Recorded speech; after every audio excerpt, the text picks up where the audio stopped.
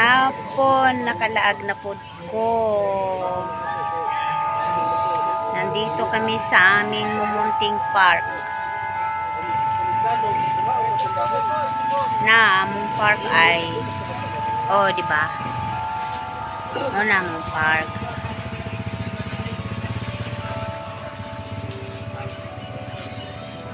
Ayan yung pretty kong sister. Yan. Pag-hi daw ko no ma. Yan. Ang aking pretty sister.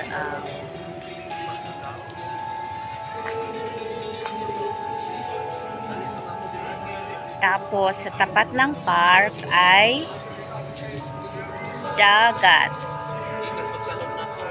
Ayan o, ayan o. Yan, magandang karagatan yan. Ayan.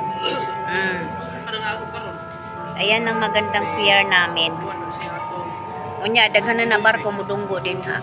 Unyag biig. Karon kay hapon pa man, why barko?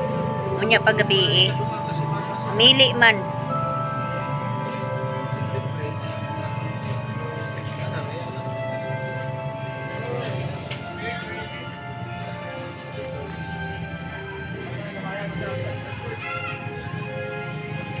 Yan lang po. Share ko lang ang aming mumunting park. Bye-bye.